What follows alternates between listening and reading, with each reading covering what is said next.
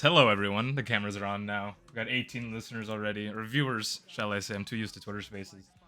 Welcome, everyone, to Chop It Up with the legend DeeZe. We got Drew, the founder and CEO of Goonz. My name's Warren, the voice of the Goonz. DeeZe, you want to do a little intro for anyone who doesn't know who you are? Yeah, I'm DeeZe. I'm well, I guess I'm one of the first director of vibes here in the space for Tessera. Also work on Escher, and we do a little pod. Just kind of a degenerate collector, trader, personality, my lady. It's just a big mix of everything. It's amazing. No, we got to meet you, or I got to meet you finally at the pop up in Melrose, and had a funny little interaction at first. Um, Probably won't ever forget that. So, yeah, glad to have you on the show, and thanks for taking the time. Yeah, it's always nice to meet people, especially for me. It's always a little fun um, to do the whole like, oh, do you know who I am? Maybe uh, maybe if I start talking, maybe the close, depending on where you catch me. So it was super cool to finally meet you and appreciate some of the swag too. I got the hat out here on my desk right now. Hell yeah. Which hat is it? There were a The few. little cloud boy. The little cloud one. Yeah. Hell yeah. He picked the. Love Cloud Guy. I was like, D's, you get to pick any of the hats, and he went with the cloud one. So shout out to Yep, you. black little cloud hat. I love the black hats. I'm a very unclean person, and I like to have the darker colored hats because I have ruined so many lighter colored hats with stains and bullshit. Learned our lesson. Let me give a quick shout to everyone in the chat. Princess, thanks for stopping by. Hope you're doing well. Jimmy, Mad Life, Rao, best intern in Web3, NFT Princess, Drewski, KVN, Balla Swag, Squid, Trevor, Hodge, what's good? Zaros, and anyone else lurking. You're welcome to say hi. It's a nice chill vibe here. D saying what's up in chat. Yeah, let's get into it. Deez, how'd you find about Goons? I guess in the beginning, just for anyone that like It might have been Hodge. might have been Is it Hodge. Hodge? So we're coming full circle. I want to say it was Hodge. I'm very my memory's faded right now. But I want to say either Hodge tweeted about it or I saw it on Twitter, and I just saw the art, and then I saw some of Sean's tattoos and was like, oh, these are super cool. And I think I minted like 6 or 8 or 10. My memory is so shit. I know I minted over 5, but I want to say if I had to guess, it was Hodge. Mine was probably through Hodge too, honestly. Drew. He's just such a good person. Like he shows you something and he's like, "Hey, we're working together." I'm like, "Okay, I'm in." Yeah. Yeah, right. Literally. Hodge pretty much was the one that got me in because Sean couldn't do it by himself. I was like, I don't know, I don't like this NFT shit, bro. Now it's like my life.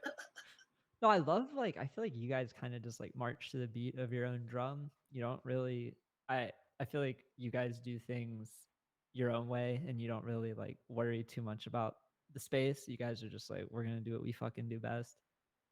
And I don't know, I like that. Like I feel like of all the merch that I collect, I'm a big Killer Acid fan. I probably own the most of his. But second most is the Goonz, and we wear it all the time. Especially Mrs. D's. Mrs. D's wears a ton of Goonz merch. So Shout out Mrs. D's for the swag. yeah, Stunned on him. she's always dripping. She likes the really soft, baggy, light shirts. Those are like her go-to, and you guys do those pretty well. Yeah, that's like my favorite thing is making stuff that looks sick, but also you can sleep in it for sure if it's Yeah, been a long she's day. You always don't wanna, sleeping in it. Yep. it's like there's That's no like need to the change. whole you just fall asleep on the couch and you're not like, oh shit, I'm uncomfy. It's wrinkled. It's thick. Hell yeah. So when we do this, we like to do a little Web3, a little regular, and kind of learn about the people behind the Twitter your profiles, you may say. But I guess you can kind of go as far back as you want, birth, high school, whatever. But what do you think are some of the like formative years things that got you interested into Web3 once you look back at it? Yeah. Starting back from the very beginning.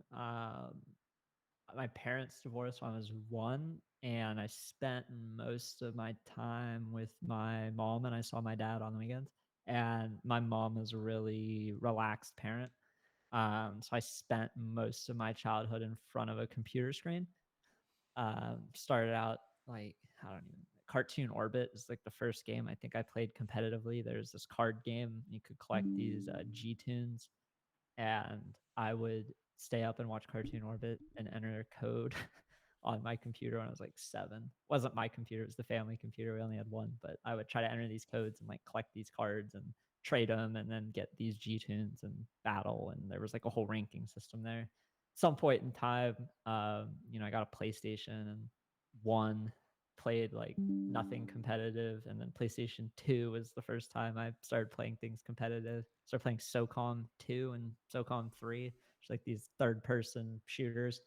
And then at the time there was a website called SOCOM Battles, which is you could make a team of friends and you could do like singles or dubs or trios or squads or whatever. And there was like a more competitive community forming around playing in private matches against each other with custom roles that were deemed more competitive than like what the standard game would be. So I got really into that because I going back when I was in second grade, I broke my arm twice, and my right arm really hasn't ever been great since. And I've just been like not a super athletic person my whole life, and I am super competitive. So I spent like all my time playing video games because it was the only place where I could be competitive at like a higher level, and not tilt from my my I couldn't tilt from my competitive edge, like not matching my body.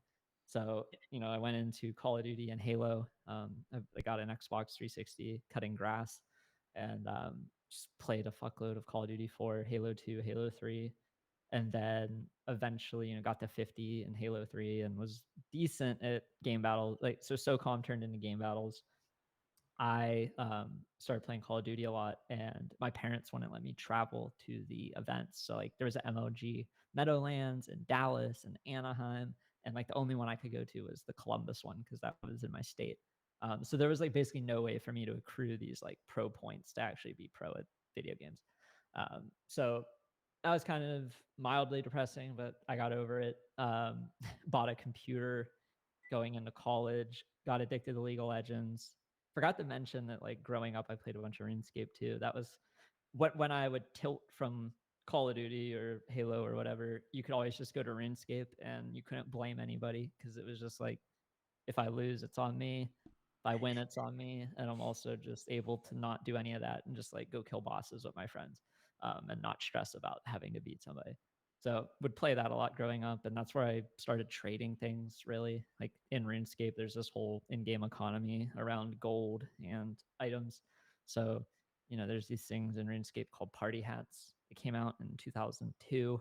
They dropped basically for free to people in these little Christmas crackers, and you had to like use another person to get a party hat. These party hats became worth so much money, like thousands of dollars, years later, even though they just were completely fucking useless. And you would just wear them to show that you had money later on. Yeah. And that just kind of put this Veblen good idea in my head at a very young age. So when you fast forward into like when I found punks, I immediately thought like, oh shit, these are like, hey, these are these free party hats that no one gave a shit about, took weeks to claim. Now people are going to care about them in the future because they'll be a status symbol, even if nobody ever uses them for anything. Like they'll still be a status symbol. So that formed like a really important idea in my head really early on. Because when I was playing RuneScape at that age, I couldn't afford a party hat until like 2009 or 2010. So I probably played the game for like 5 years, 6 years before I had enough money in the game to ever buy one of those hats. Anyway, 2013, old school RuneScape comes out. So they remake the game. They took a version of the game from 2007 and then made it again in 2013. And they're like, hey, we're not going to ruin the game this time. We're going to develop it how the community votes. So I got back into RuneScape while playing League of Legends. I got to like Diamond 1 in League of Legends. Oh, Almost shit. failed out of college. It was before there was Masters. There's like top 50 challenger. What season is and then that? Is that like 2 and 3 three. or? It's season 3. Yeah. Yeah. I started playing League in season 2 and I was silver, and then season 3 I finished like diamond 1. It was like my whole life. Jesus Christ. I went to college and I would not go to class. I failed calculus, physics, almost failed software. Like I lost all my financial aid because I was basically playing League 12 hours a day. Damn. Then you get to diamond 1 and you realize, holy shit, like I'm not good enough to be on a top 10 team in America. Yeah. Like I could be on a top 100 team, or maybe a top 250 team, but like I'm never going to be on like a top uh 12, 16, 10 team. So that realization was like, okay, well, I can't, my window for video games is done. Like I failed Call of Duty and Halo, failed League. Like I'm not going to try to make another run at a video game. So I just maxed my old school RuneScape account and got a job working for the government, um, with my degree that is like a bullshit IT adjacent degree that has technology in the title. So I was able to get a job in IT. Um, yeah, so I'm working in IT. I'm doing, I'm working for the government. I'm doing maybe 2 hours of work per 9 hours I'm there, and I'm spending all my free time at the very beginning. I'm spending all my free time doing daily fantasy and like finish maxing my old school RuneScape account. And then a few months into it, the people in my daily fantasy group um, are talking about Ethereum and Litecoin and how they just made like 10x their money. And I was thinking to myself, well, like, shit, I was, one of the better people in this group at DFS, and you guys are just blowing me out of the water here with this cryptocurrency shit. And I had a friend in RuneScape in 2013, a long time ago, tell me I need to get into Bitcoin because you could sell your RuneScape gold for Bitcoin. And I Mm. told him at the time, like, he was stupid. PayPal was better because I didn't need to buy Oh my drugs from god. anybody on the internet. I had a dealer in real life. So it was a really shitty mental model of like, oh man, I could turn this RuneScape gold. I should have had the mental model of, oh, I can turn RuneScape gold into a real deflationary type currency that I know the supply of. Like RuneScape gold goes up every single fucking day. You can use a spell in the game that turns items into gold, and it just like continuously pumps more gold into the game. Um, so I should have had that in my head, but I didn't really think about monetary policy at that age. And it wasn't until the daily fantasy people who were, trading with 10 or 100x bigger bankrolls than my RuneScape friends were talking about Litecoin and Ethereum. And What I year is took that at this point? 2017. 2017. So if you like put yourself in my shoes around Thanksgiving, right before Thanksgiving 2017, I took um, all my money basically out of FanDuel and DraftKings and put it into Ethereum and Litecoin through Coinbase. Um, so that was like a pretty, I guess, bold thing to do at the time. But I had seen my friends make so much money that I was kind of jealous and was like, no, fuck this. Like, I need a piece of this. Uh, Dude, it so was $300. I just looked it up on Snapshot on November 5th. So not yeah, exactly I even think Thanksgiving. 300 my bucks first ish. Ethereum was around 400, and my first Litecoin might have been like 70 or 80 or something. God It damn. wasn't super cheap, like considering you could have bought Yeah. Ethereum for under $5 like a year before that. Uh, but anyway, I didn't care about that. All I thought was like, oh, this will go up. I'm surely Yeah. not the last person. I bought a bunch of shit coins like Tron and Ripple and Ryblocks, and all of those went up like 25x within a month or some shit. And I just sat there thinking, like, I'm a genius. Like, I got this fucking government job, and probably quit this in a few months, like just buy a house outright and like figure out what I want to do. So, you know, by the end of January, things weren't going up anymore. Um, and I sold some things for very nice gain, but then I like took the money and immediately plowed it into another shitcoin that was already up a bunch, thinking like, oh, I hit this 25x on Redblocks. I'm sure Ripple at $1.50 probably has 10x to go here. Probably can get the 15 pretty easily. And I did that for like 9 months, and I bled out all the money I made, and I had like basically $0. In November 2018, Bitcoin went from like 6,000 to the 3,000s, and that was like the last bit of Bitcoin collateral I had. I would, this is how fucking stupid I was. I'd be at work on my phone on a VPN in the bathroom, logged into BitMEX trading. Like that was my version of like, oh, I'm gonna make it out of here. Like I got the VPN on the phone. I'm on BitMEX. I'm following Goonz and Kobe, like Loom Dart, Pump It. Like I'm gonna make it out of this. That was where my head was at back then. Damn. And needless to say, I lost all my money. And sometime like December 2018, just started giving myself a crash course on personal finance. And man, I've been talking for like 20 fucking minutes about this. No, this is amazing. I'm enjoying it. I'm I'm enjoying it. enjoying You're a Uh, great storyteller. sorry, I No, was no, supposed please to keep call going. the clock. Keep going. Keep going. Anyway, 2018 December, I'm giving myself a honest assessment of like, dude, you're really fucking stupid. You don't know anything. You got really lucky. You gambled a little bit, it turned into a lot of bit, and then you kept gambling it and lost it all. So if this ever happens again, you can learn how to do it the right way, or you can gamble again. And the pain of like losing it all was so strong that I was like, okay, I'm not ever gonna lose it all ever again. So what do I need to do? So I gave myself this crash course. I had no syllabus or anything. I was just kind of bouncing around off people I followed on Twitter. I started getting into FinTwit and found some Love resources. And uh, I eventually, like I don't remember the exact journey. It started out with a guy named Reform Broker, but then I don't actually like follow him or listen to his content anymore. But he brought me on to somebody called Patrick O'Shaughnessy and his dad, Jim O'Shaughnessy, and O'Shaughnessy Asset Management, OSAM. And they have this podcast called Invest Like the Best.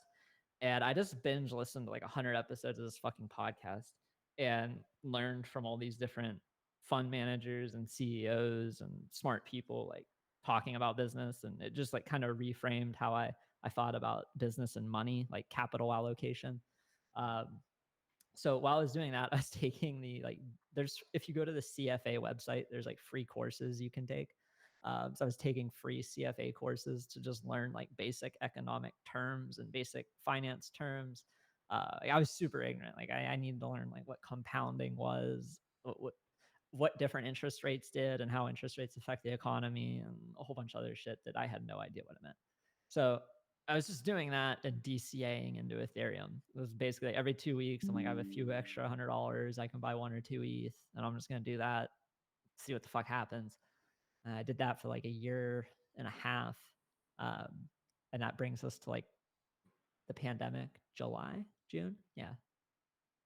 So pandemic happens March-ish. We start working from home, and I'm just like waking up, smoking weed, and fucking so I used to work for like 2 hours a day at the government job. Now that we're working from home, I'm working like 45 minutes a day. I'm like sitting in a meeting and just muting myself because everyone has their camera on, and I know if they need me for anything, I'll get it done. Uh, and I'm sitting there and I'm actually just like grinding RuneScape again for a little bit. Like I don't know what else. Anytime I don't know what to do in life, a reoccurring theme was like, well, let me just log in and like play some RuneScape. Like let me just pass the time. Like I wouldn't like go work out or take care of my body or read a fucking book. I just, let me just like go simulate hours of my life in this fucking game, doing the same loop over and over again. It was like an escape mechanism. I haven't played it much since 2020, but my friends are talking about Uniswap 2 months into me playing a bunch of RuneScape while the pandemic's happening. And I'm like, what the fuck is this? Like, you guys haven't been excited about anything in like a year and a half. And now you guys are finally excited about something. So they're playing around with these Uniswap coins in June. I finally dive in early July. I take 2 ETH out of my stack, which was like 1 paycheck worth of a DCA. And I'm like, all right, risk management. Like if I lose this 2 ETH, probably won't touch Uniswap again. But let me gamble with it. Like I know I can lose this. So I put it into this shit coin called Aleph. Aleph went up like 6x. I sold some of it, and I just started putting 0.1 to 0.5 ETH into absolute dog shit. Like I was in a Telegram chat. Oh I God. had no followers at the time. Like at this time, probably had 500 followers. Were you documenting your journey at the time? Like, all my tweets are deleted from then, oh, but okay. I was just shit posting on Twitter, dude. Okay, Like gotcha. I was just I had to do the same thing. Yeah, I'd just be it's a replying to good my time. I kind of miss it, you know. dude, it was great. Like you would just take a couple $100 or less and you'd be like, "Oh, what's this coin? Oh, tendy. Oh, what's tendy? Oh, it's this deflationary. Oh, yeah, And sure." then at the same time, too, in your brain, you're like, I'm literally a fucking genius. I I am so so so good at this. I don't know if there were definitely times where I felt smart, but I've always sold things now. Like ever since that first cycle, like when tendies, so I bought tendies at like 20 cents or something. And within like 2 or 3 days, like tendies is trading at like 80 cents or a dollar. And it's just like, okay, like you need to sell it. Like I've Yeah. learned that when shit like this happens. But then I was like scalping tendies. So I'd be sitting here with the Uniswap window open. And I would be like trying to buy tendies at 80 cents and then trying to sell it back at like a dollar. And that was fucking stupid. Um, like that, I don't know Why was it why. stupid? Because I'm not too familiar. Because at the time, like there wasn't that much liquidity in these pools, and there are enough whales that like if you drive the price up to $1.10, like one of the whales can just dump on your Dump on fucking you. head down to 60 cents. Like I didn't realize why the prices were being so volatile at the time. Um, but there was this other coin that came out called like XAMP. This guy named Bill Drummond. Um, so before XAMP, there was a token called Ampleforth, and it was like this rebasing token that was supposed to stay near a dollar. It was one of the first, I guess, like algo stables. And then this guy Bill Drummond made a token called Anti-Ample or XAMP, which was just like some other not trying to be pegged to a dollar, but like some fucking stupid mechanism. And it was one of those things where you just bought it at 5, 10 cents and it went to like a dollar and you're like, holy shit, like I need to sell this. And there were just multiple things like that summer. Like YFI came out, you could farm YFI, sushi came out, I was farming sushi. And eventually I turned my like 2 ETH into maybe close to 50 ETH over a couple months. Um, and then I Ah. took a little bit of that, bought my first punk for like 3.5 or something like that. It was like $1,200. Flipped that punk, and then the light bulb went off that holy shit, these are party hats. And then within like by January 2021, I had taken all my money out of DeFi and I had like 16 punks.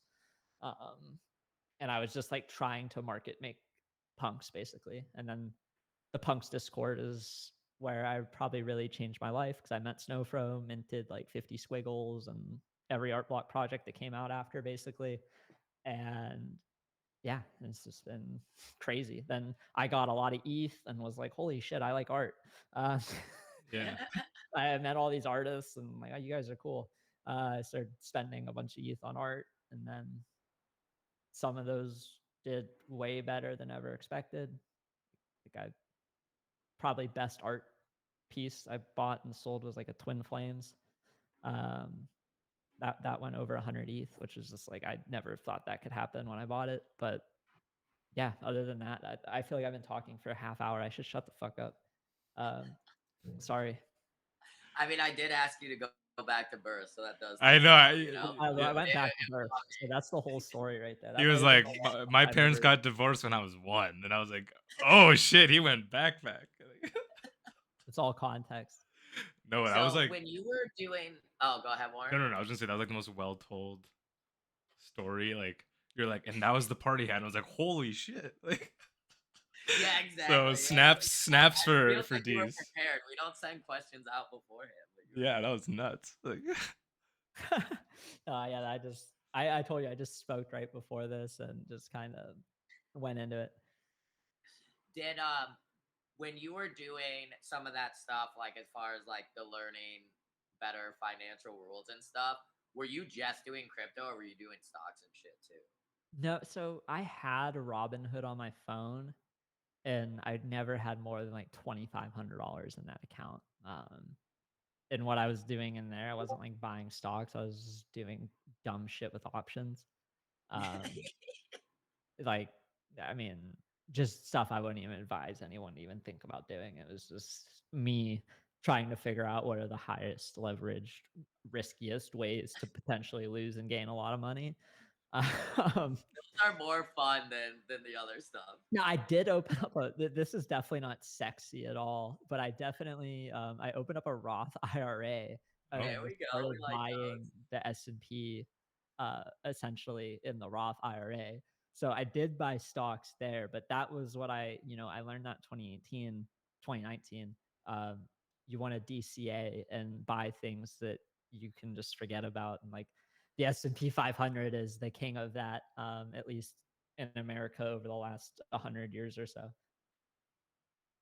Yeah, it's funny because like my like big miss on Bitcoin story is I've been doing the shirt thing for like hella long, and it was forget what year it was, but it was right when I was starting out, and I was printing for like a lot of colleges, like way before doing stuff for brands or anything.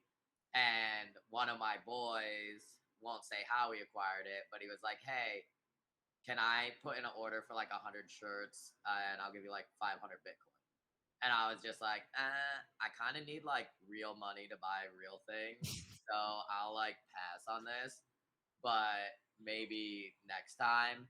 And then pretty much I've been more just like dollar cost averaging in because to any cryptos pretty much because I can't trade. I'm not like a momentum and like I can't pay attention to that shit. I can only look at like when reports come out and a stock gets dusted and you're like, they shouldn't have been that dusted. I'll buy more or whatever.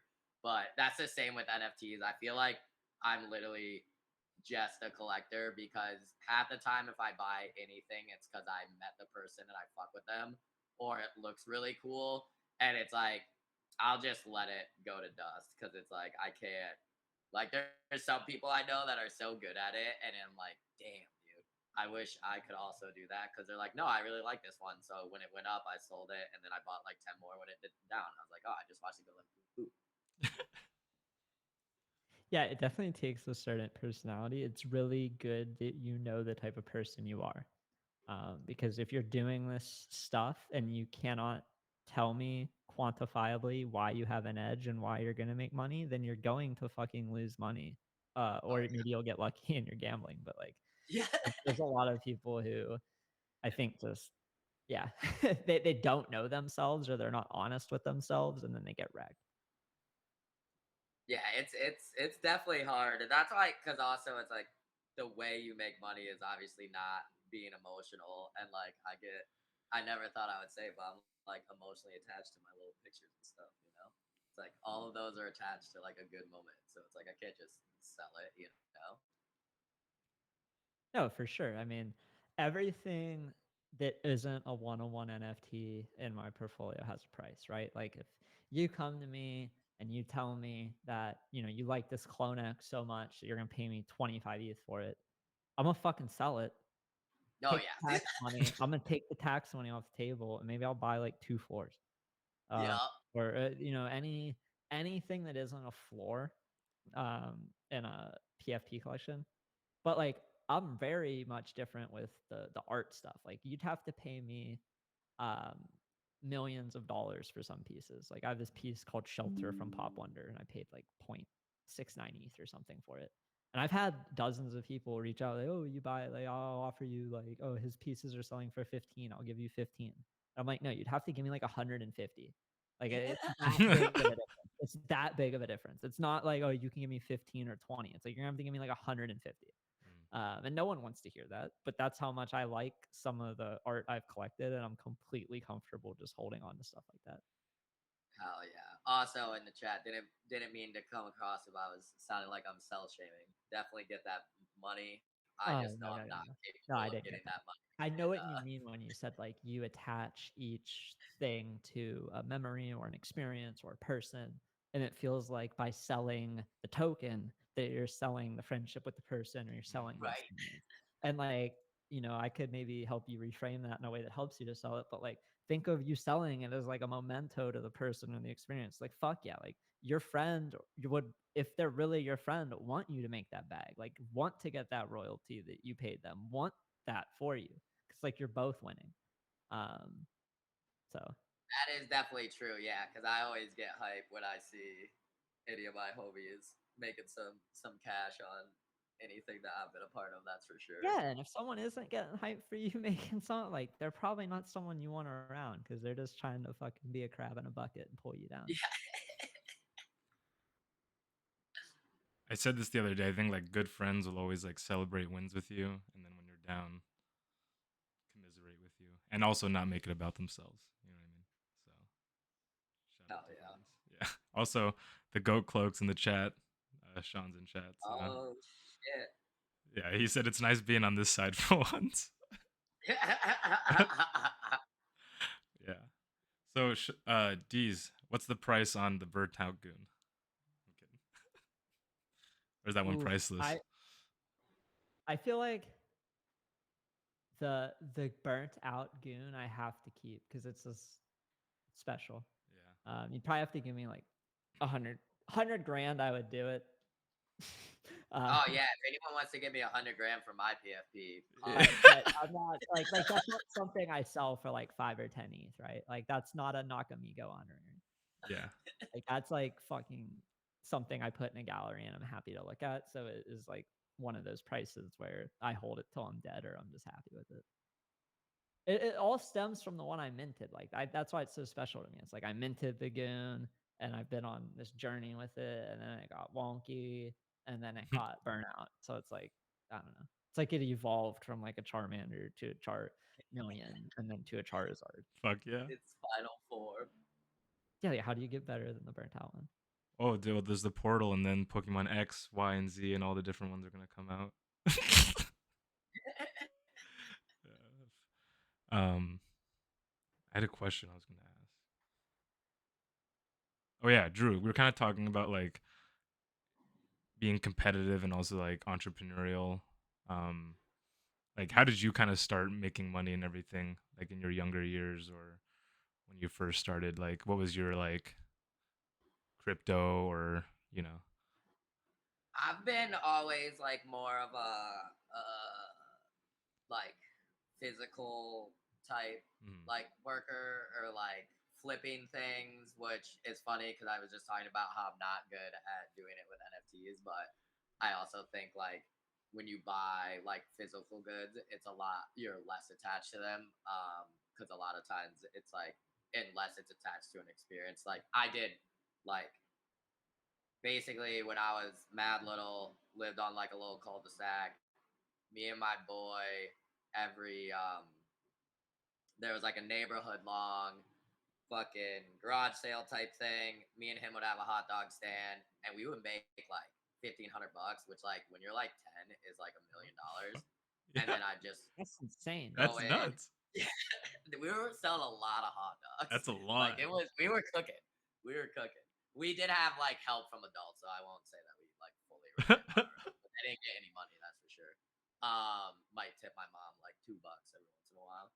But so we do that for like 2 days, and then we just immediately go to the store and like load up Pokemon, sports cards, whatever, whatever. Um, and then I collected, but I played a lot. So unfortunately, like there's definitely some stuff I had that I could have big cashed on that are just used because obviously the expensive cards are good cards, you know. Um, and then started playing like soccer super competitively. I pretty much sold like all of my like collectibles when I was 15 and just like put it in a bank account and didn't do anything with it. Um, and then like once I got kicked out of my house when I was 17, I just like worked a ton. Um, and like by working a lot, like there was a time where I was like working at Panera Bread in between like going on doing like tour manager shit. And then I started also working an overnight job. So I'd work like, I don't even know. Some days it'd be like an 8 hour shift, go to a 6 hour shift, sleep Damn. for like 4 hours, and then get back to it. And like after doing that for a while, I was like, okay, like I'm working in theory like so hard and making no money. especially because like I dropped out of college because I was touring too much and just like failing my classes for literally just not show. I would pass the test, but like it was like a community college and attendance was part of Mm. your grade. So I would like still do fine because I was homeschooled. So it's like I can just read and learn. But I like started failing classes from being gone too much. So I was like, fuck school, whatever. And then I just didn't like touring as much and started doing shirts and building my brands, and some worked better than others or whatever, but it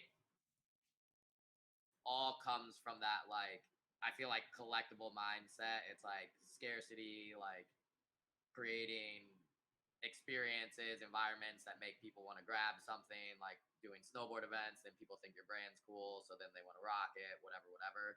Um, but that's also when I started, not even that long ago, like it probably like I definitely did the working and not making any money thing for way, way too long. Um, but probably when I was like 25, and now I'm 20 or 33, so I'm old. I just slowly, I took about like a year learning about money, kind of like what you were saying, and then started doing stocks and things like that. Because basically, it's just like you can't, especially what I'm doing too. Like, even though like the business has grown, like we just bought a building, whatever, it's like I still don't really make that much money for myself because it's like we're always growing. Like it's like I can pay myself or I can buy another piece of equipment. All the equipment I buy is like 100,000 plus. So it's like there's not really a ton left over until maybe I'm done building. But with like stocks, investing, that type of shit, I'm literally making money most of the time anyway. Some of the time, maybe let's say, by doing nothing. So that's when I started doing a lot of that shit. And it's like little trading, mainly just picking things and hoping they go up, some good, some bad. Um, but then like when COVID hit, that went out the door. Your boy was day trading like a motherfucker. And it was like so good for a time. And then like things got a little bit regular. Luckily I pulled a lot of it out because I just have my rules that I stick to. But yeah, pretty like 2 months after it all settled down, I very quickly realized I was like, oh yeah, that's why you don't trade, you fucking idiot. But if anybody was on the Mara or Hut 8 or any of the Bitcoin mining shit, that was a beautiful, beautiful thing while it lasted. That's for sure. Did you ever have that similar moment to DeeZe where it was like, okay, now's my time to start learning and whatnot, or was it kind of just like, Yeah, I think mine was like the instead of like getting dusted trading, it was like I was getting dusted in life, and I was just like, mm, need to fucking fix this because it kind of sucks. moment of silence? Yeah. um, I kind of want to Sorry. pick. No, you're chilling. I want to pick your brain D's on like this kind of role of director of vibes. When was kind of like the first time you heard about that term, and like what does it mean to you? I guess. And I'm pretty sure we made it up, or I didn't hear about it when I suggested that it would be my title. Yeah. Is that your Um, official title? Like, yeah, yeah. Oh, Like okay. I have put on taxes like director of community just Mhm. to like not I something about on my tax document has director of vibes. Like at the company it's director of vibes. Like Oh in the yeah. org chart director of vibes. Like on my everywhere my title is it's director of vibes. It started out where like community manager really wasn't a good role title because I was gonna do more than just like run the Twitter and Discord. I was gonna do a lot of like partnerships and reaching out to collectors and trying to get them onto fractional, and then doing a little bit more promotion outside of Twitter and Discord. It really was more like, how can I not be a community manager, because that title kind of gets a certain rep, Mm. and we really, I was like the fourth or fifth employee. Yeah. And so there was really like gonna be more to do than just manage the community. Like I have to help with hiring, I have to help internally with processes and setting things up, and it was definitely a lot more than just like managing the community. So it's like, what do we call this? And it's like, well, a lot of what I'm doing in some ways, like either communicating with people in our community who are either going to be um, I don't want to say the customers, but like the users, or I'm going to be communicating with some of the people who are going to be our investors and that type of stuff. So I got director of vibes. It's like you're going to be communicating with a bunch of people and then giving us a bunch of feedback. And we kind of went with that. And then within a couple of months, we saw like Fred Guy become a director of vibes and a few other people become a director of vibes. Um, and then now I think it's like actually a thing. But yeah, we didn't really want to call it a community manager because it wasn't. It was more like you need to be a Swiss Army knife between all the different parts of the organization, from the community to the high end. So That's why we call Warren the voice of the goons. love it. Just in case anybody in the chat doesn't know, where are you directing the vibes at? Yeah. Yeah. Yeah. So originally the company I joined was called Fractional, and we realized that name was too confusing. So we picked the even more confusing name that is at least unique, which is called Tessera. It's kind of like Tesseract without the CT at the end. Um, I just now in my head came up with a really shitty joke about taking the crypto Twitter. I don't know. I'm gonna just bench that. Anyway, like there's something there. I've never said it like that. Oh, it's like Tesseract without the CT, and I'm like, well, CT is maybe like the toxic part of Twitter to some people. Maybe anyway. I'm gonna shut the fuck up. But Tessera is the company has incubated a platform for fine art called Escher, and they've incubated the podcast I do called We Do a Little. Andy and I only talk in person to our friends, and then we record it. We have a whole NFT component behind it where it started out originally. We were getting some of our guests to commission art, and then we were dropping that art to the holders. Now, given a conversation I had with Claire Silver in January, I am creating all the art with AI, and it's been a blast. So there's a whole art dropping component where you'll get a dozen pieces from me at the end of May, and it's been fun. But yeah, other than that, that's where I'm directing the vibes. Tessera, Escher, We Do a Little Pod. Oh yeah. People were being so. I was like cracking up because people in chat are. Someone said DeeZe walked so nuts could run. Yeah, should we Oh, see if the yeah, chat chat. is in We've been talking for 45 minutes straight. Bands says he's hitting the bong like Cheech and Chong. Mad Life, I know, has been enjoying the whole conversation. He says I'm schmizzled.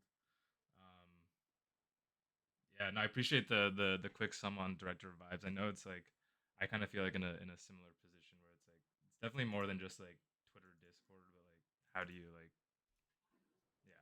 So definitely resonated with that. But any questions for D's? I was gonna say I don't know if these could hear you, but I didn't hear anything you just said.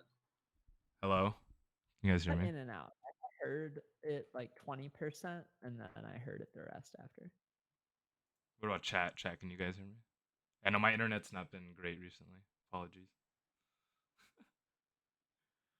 D's this is Drewski in chat says D's please tell Frank to buy a goon.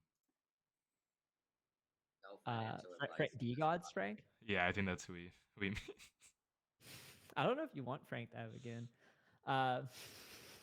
but I could try to tell him. He was on a spree last week, I think. Yeah, He I was saw that. buying everything, and then I think he bought a My Lady and floored it right after or something. He didn't have the gumption to represent My Lady. Couldn't take the heat. No.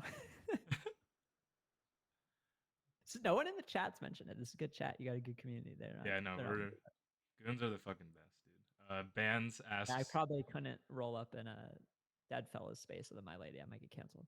Oh yeah, that's a. Anyways, what hair products do you use, Drew? What'd you say? What hair products do you use? Bands asks in the chat. Oh, I use that Aussie purple stuff, and yeah, that's pretty much it. I need to. That's There are two things that I'm very excited with this event break to be done. Is one, get my hair redid, and then I don't know if you guys can tell, but Oh, I went to the dentist a couple months ago, and they're like, "Yo, you gotta fix that tooth," and I was like, I don't think I have time to come back." And so, like 2 nights ago, I woke up and I was like, crunchy," and then I pulled out half my tooth, and I was like, "That's inconvenient." So I might get that fixed. Trying to figure out if it's silver or gold. We'll see. I'm so scared. I don't know about you guys, but like, I'm scared to go to the dentist because I haven't gone in years, and I'm just like, I go every 6 months. I did that thing where I didn't go for years, yeah. and then I was like 26, Oh and I God. went, and I had a couple cavities. It wasn't anything bad. Okay. They didn't have to fuck anything up too bad.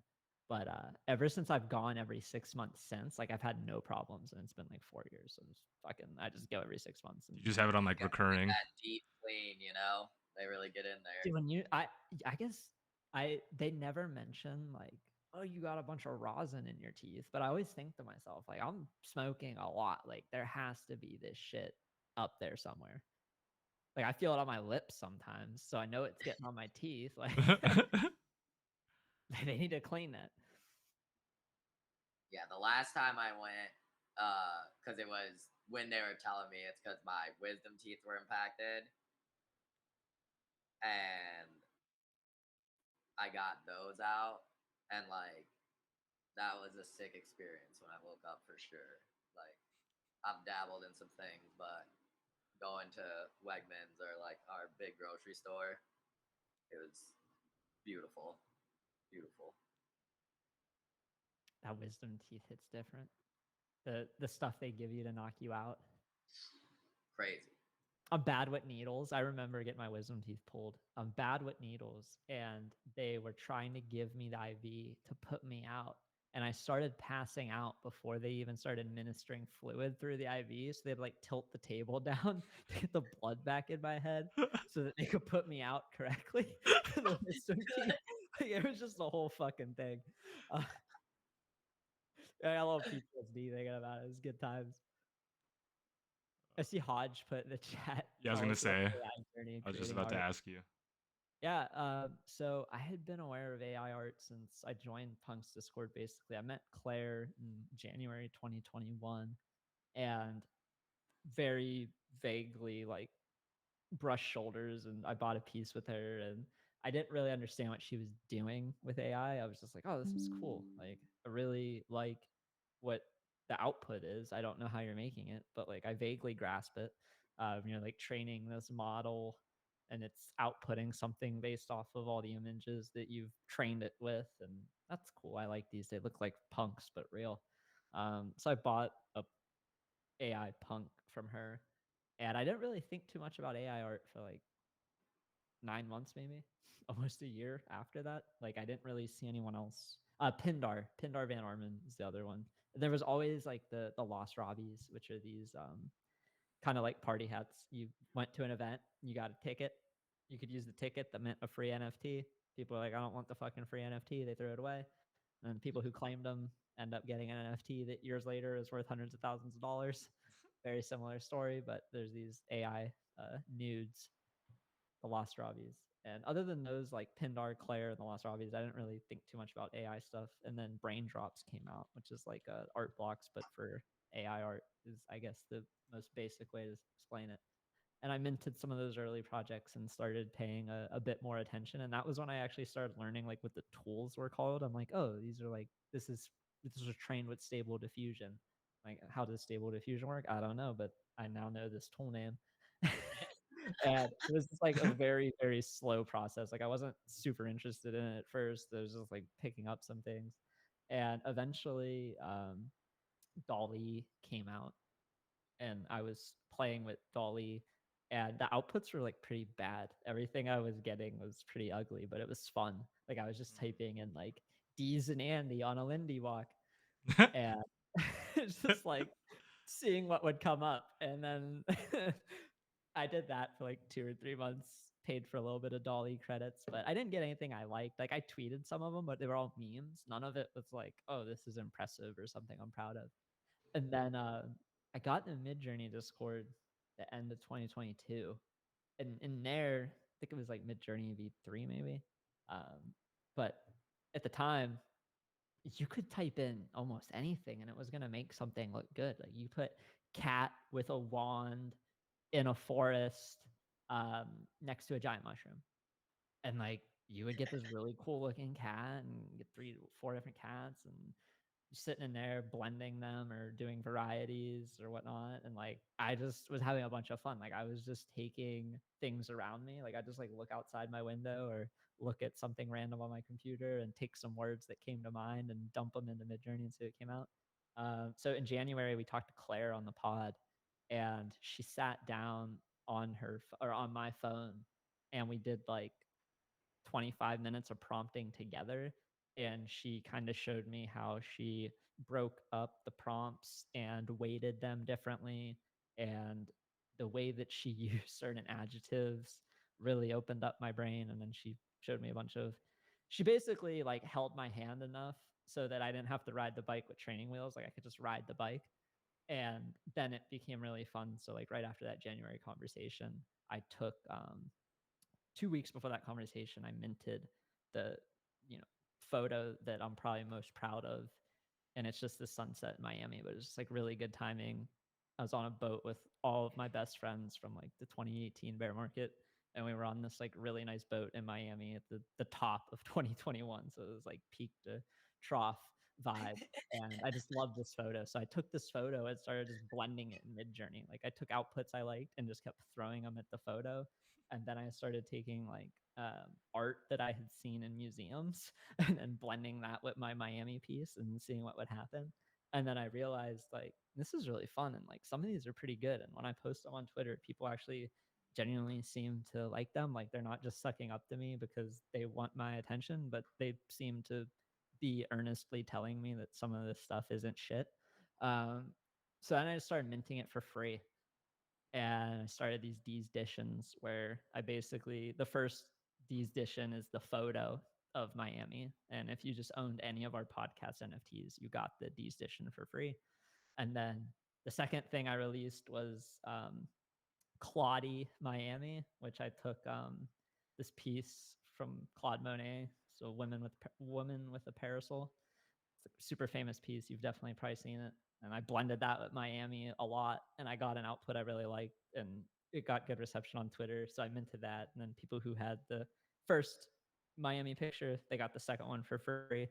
And then I did one in March called G Night, which is a play on Nighthawks, which is like a famous Edward Hopper painting that I'm sure most people have already seen too. Yeah. And then from there, I have a 421 that's going to come out maybe on 420 or the day after. It's 70% of the way done. But my whole goal now is I'm just going to drop a piece a month. Like I'm having too much fun to stop. So I can just very easily put up a piece and then allow the people who've collected all the other ones to collect the new one. And I can just keep doing it for free with like no expectations. I don't want to sell the art or anything. Like it feels a lot more genuine to just put it out for free and let the people who want it claim it. So I don't really feel like an artist yet, but it helps me. I was just about to ask you, like, what? Yeah, like it's weird. Because like now that because you mentioned you had to be kind of like handheld for a little bit, and so like yeah, she really. I didn't recognize the way that prompts were structured under the hood, and I didn't recognize all the different parameters that I could use. And once I watched her do it for like 25 minutes right in front of me, it started to click of like how I should think about this. And then she talked a little bit about having what she calls a spell book, but it's just this essentially ever living, think of like a Google Doc where you're keeping a list of phrases and adjectives, and you're keeping example outputs of like how those phrases and adjectives tweak something, so that when you're looking to really dial in a specific vibe, you have this toolkit or spell book of 100 or 1,000 or 10,000 plus spells or phrases that you can pull from to really dial in your prompt to make it be what you want to be. Sorry, I'm smiling because of the chat. They're just being The funny. dragon keys. Yeah, no, because like when you said spellbook and the way you like described it, it almost just sounded like paint to me. Because it's like in a similar way, like an artist would use like color to evoke a certain feeling or something. It's like you're using the words to kind of generate a visual output. I don't know. I still don't know my stance on it, so I just like wanted to hear your thoughts since you have a more like intimate experience with it. Like, do you Yeah, feel like an artist when you're like making your shit, or I not your I shit, but definitely am somebody who I'll sit here for like 2 or 3 hours baked, and I'll normally have like 4 prompts going at once, and then tweaking like 1 or 2 words, and then running it again for 4 times, and then seeing what happens, and then maybe throwing in a little bit of chaos. Like, I don't know if I feel it allows me to be artistic, but I don't feel like I'm an artist. Um, I guess I don't know if that makes sense. no, yeah. You make me want to go hop in the mid. Definitely lets me be creative. Like, I get to you look at the world a different way when you try to think to yourself like, oh, what, like if you walk outside, and right now it's about to be 8 o'clock, so it's like not quite dark, but it is gonna be dark soon, and it's like, okay, what type of vibe do I get from outside that I would want to like take into my Mid-Journey prompt, if any? And then like thinking about the words that I would use to describe that vibe. um, it's like stuff I would never think of when I was walking around outside or like looking at things. Um, Even like looking at other people's work, like it almost makes you more descriptive when you're thinking about art and you're looking at a piece of art, and then you're thinking like, okay, how would I try to prompt this? And Midjourney actually just came out with a new function. It's called Describe, but you can upload a picture into it, and then it'll guess like a prompt to make that picture. So like, I'll take the Mona Lisa for example, and I'll just do it live, and then Okay, I'll yeah, tell let's you see it. what it says for the Mona Lisa, because like everybody knows what the Mona Lisa looks like. It's a What's up? cool function that just came out where you're kind of able to reverse engineer it. So if you really don't have any words to describe anything, Hmm. like you can put a fucking picture in here and start with a prompt What is now. this exactly? This is Chat GPT, or what did you say? Mid-Journey. Mid Journey V5. Chat GPT's text base is not really an art thing. Like you're um I've used Chat GPT to like write descriptions for the podcast and stuff. Yeah. That's fun. You don't really like, at least I don't use the output it gives 100%. Like I use it as a starting point, Of course. and I try to get it to give me some examples, and then I'm like, oh, I really like that opening or like that phrasing, so I'm going to tweak that and copy that in. But it is really good if you just are one of those people who can't start shit. Like you just sit down and you look at a fucking blank page and you just get overwhelmed and then you quit. Like the AI shit is great for just getting you started. Mm. You're like, oh fuck, I gotta write this article, but like I don't even know where to start. Just fucking go to Chat GPT and start asking it to write about what you want it to write about, or what you want to write about, and then feed it some information like, Literally. oh, I have this drop and here's the details, can you write an article that, you know, XYZ? And then you could take what it gives you and like actually make it your own, but at least you have a starting point. Yeah, and you can tell it to, you can feed it. I literally fed it a link once, and I was like, summarize. I didn't even like copy and paste the text. I was like, here's a link to an article, summarize it, and then I just used that and I just like reworded everything, and it was like, holy fuck, like, so I just had a similar handhold session that you did on ChatGTP, and I'm literally about to use it for like it's fucking nuts. 90% of my stuff, because it's like, for instance, we haven't redone, like for my merchandise company, the website, because we're doing fine, clients, whatever, whatever. And I just hate copywriting because I'm bad at it. I feel like I could be using my time other ways. And like you said, it's like each sentence, you're like, let me rewrite this 30 times. And he's like, or you let something else write it, and then you're like, wait, this sentence, make it more friendly. Oh, Yeah, like, this that's one the sound one. more professional. This, and then like, boom, boom, boom, boom, boom, and you're just like, whoa, that's all the stuff I wanted to say. You just actually said it, computer man. All right, DeeZe, you got the caption. I dumped it in the chat. All right. Mona Lisa by Leonardo da Vinci in the style of appropriation artist, realistic oil paintings. So maybe I shouldn't have used the Mona Lisa because um, it knows, I guess, who Mona Lisa is. Oh, I see. It is a smart The computer, description you was know? like Mona Lisa by Leonardo da Vinci. Like, no Too shit. smart. Like, it Yeah.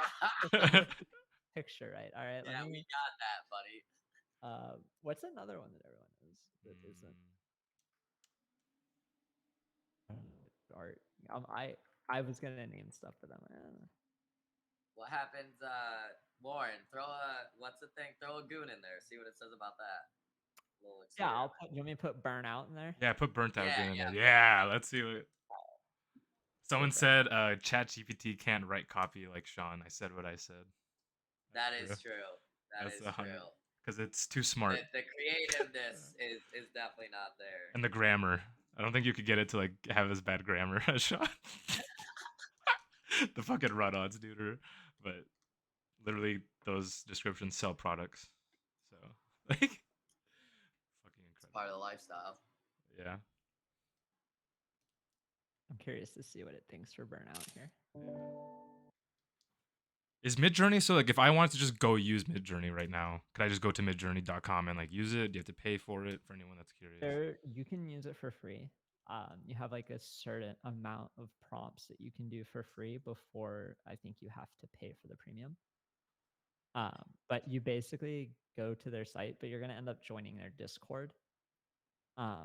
And kind of the alpha, once you get into it, is to just like import the bot into your own Discord. Like I make a private Discord, and then it has a bunch of different threads for like different pieces I'm working on within Midjourney. So then I can just see like prompting all of my thread guy Midjourney pieces in one, my D's Dishes in another, and then like my Brian Brinkman and Anonymous and Kath Samard, and like every episode we do a little basically has its own channel where, oh, I want to work on thread guy today. Like, let me go in there. Kind of how I separate it. But yeah, it's free. You can just hop into their Discord. I'm in it, but so like, but what if I want to use more than the allotted like amount? Can I pay for it, or is that not an option yet? Yeah, the most expensive tier. I can go look in the Discord. I don't like you don't have to go look. It's I have it. It's the pro plan. Yeah, it's $60 a month, and you get 30-hour of fast generations, unlimited relax generations, this member gallery. You can top up extra credits if you want to keep doing fast generations. You can do 12 jobs at once. Damn. And then you can do stealth images, which means like I can set my thing to private and you can't see my generations on my account. That's sick. So I hop in on that then. I got my definitions here. I'm going to paste them into the chat again. Yeah, let's see it. For the burnt out goon. Go into Twitch. That's the first one. A cartoon character holding something with a lot of watery spills in the style of vibrant neo-traditional Lovecraftian teethcore, Aztec art, Love some teeth core art. meticulous design. I've never heard that before. Teethcore. Yeah, dude, we're in the fucking Aztec art meticulous teeth core here. What is teethcore? What the fuck So is this is the trippy thing, right? So I'm gonna take that definition. Yeah, and then go regenerate. And I'll apply it back into Midjourney and see. I'm gonna show you what comes out. Like this is what I was doing the other day, and it's fun as shit. It's not gonna look anything like this, probably. But I'm so curious. Wacky cheetah in a tree in the style of Nino Chromanicon illustrations. Necronomicon These illustration. are so geeked. It thinks it's a cheetah. Wacky cheetah in a tree. See, but if I had this, I would have done better during my art critiques at college for sure, because that sounds like a really good art piece if you read it that way. So Oh yeah, you get crazy like words or like teeth core. No shit. Like, let me. Who's Michael DeForge? Like, let me Google this. Yeah, guy. it goes down so many different rabbit holes. This should be like a Twitch stream or like a podcast, DeeZe, where you literally just go back and forth. I have the outputs of a cartoon character holding something with a lot of spills. Where's the best place for me to put this? Screen share it. Screen share it on if you're able to on Discord or sorry on Discord on Google Meet, and then I'll plop it onto the stream. Right. I was also like, should I just join the Goonz Discord and start spamming that? Yeah, just I wouldn't hate that. start putting in teeth core art. Let me do that. Let me get in there. One sec. A little teeth core. I didn't. Everything has a core, right? Like I think that's kind of what teeth core is teaching me. Like I just learned of like cottage core like a month ago, and I had thought core was just a hardcore, post-hardcore, metal core, that type of thing, and then now it's just like I'm Twitter core. I'm a Twitter core user. Like I don't even fucking know. Like everyone's core. Goonz core. What does that mean? Nothing. Cooter Doodle asks, "DeeZe, do you know about core core?" Yeah. Of course. What does that even look like? Oh god. I'm looking at Michael DeForge now. All right, I'm popping in the Goonz chat, All right, and I let's just see it. posted the. Yeah, I want to see. Wait, that's not too far off, dude. Oh, that's pretty sick, Oh actually. shit. So that's based off of the first one, a cartoon character holding something with a lot of watery spills in the style of vibrant neo-traditional Lovecraftian teeth core Aztec art meticulous design. That's nuts. What's your favorite? I'm trying to decide. These are pretty good. I think bottom left to me. Something about the palette being aqua with the tannish accents. I don't know if it's my favorite of the creatures, but like it's the favorite full piece of the four for me. Yeah, I definitely like the creature on the right the most, but I feel like top left. If I had to mint one, I'm I going think bottom top left. left is my fave. I love the bottom left one. This is sick. Also, do all of them have like some sort of cup? Yeah. Oh, I guess maybe not the one on the top right, but Didn't catch that it's smoking technically. Hey, It's someone just said, hard to "Why get don't bottom like, right one look like me?" That's fucked up. I try to get pipes in the mouth sometimes and have a hell of a time with that. Why is that, you think? I don't know. illegal. Actually, that's probably. Oh yeah, how does AI react if you want to put like marijuana and like drug paraphernalia? I mean, I've been putting a bunch of cannabis plants in, and it's Yeah, been okay. cool with that. Cool. I'll leak So Midjourney's one of pretty sick. the cannabis plants I'm working on. Like something like this is like taking the Miami picture, but Damn. putting a cannabis theme in it. But yeah, I mean, it comes up with a pretty decent cannabis leaf and shit. That's fucking dope. You're gonna make me. I'm jumping down the rabbit hole. You should, dude. It's so accessible. So I just did a variety on that bottom three, on the third one I liked, and I got these. Oh, see? Wait, that's not even me. Oh damn. Sorry, 1 second. That was a combo. We had Just pops we're getting everywhere. spotted, dude. Fun fact, actually, I did get not swatted, but we had a bomb threat here last week, and we all got kicked out of the building. It was like at Oh, a really shit. Oh shit. inconvenient time. Yeah, had a lot of orders to get through, and That's fucking cops nuts. were not letting me stay. I was like, I'd die for these trips. In reality, I just kind of assumed, which is like never good, because like same thing, like fire alarm goes off at 4 in the morning. I'm like, for sure, someone's just like high or drunk trying to make like bacon for some reason. So I'm gonna stay in bed. But so far, there's never been a real fire. I set off the fire alarms in this house. Taking a dab. and then the ceilings are too high that I couldn't hit the button. Like in my old house, I could jump and hit the button. So I'm running around the house looking for like the step stool to fucking hit. It's the pain. Did they show up? No, Oh, I got okay. scared because like we have one of those Guardian fucking panels and we didn't pay for it. It was like the old people who had the house had it. And it heard the fire alarm going off and then started going off immediately, like fire detected. And then it showed the alarm shit. I'm just freaking out. Like I just took like a quarter-gram dab and blasted and I'm ready to vibe. And like now I just have Yeah, 3 you have a alarms panic going off attack. in my house. That's hilarious. Absolute worst. Before we head out, I have to ask you because for some reason I feel like you might listen to them. Do you listen to 100 Gex? I don't. Okay, you should check them out because for some reason I feel like What's their it's best song? mm, they're literally just all so different. Um, All right, I have it up. I'll put on something. I'll start with Money Machine, Stupid Horse is fucking hilarious. Money Ringtone, Machine and Hand Crushed by a Mallet are the yeah, they're big all V's. fucking nuts and weird. So, like, I actually hated them when I first listened to them, and then I was like, there's some kind of core What's here that I some want to be hate? immersed in, like Gek core. Doritos and Fritos. Me. Some interesting song titles here. Yeah.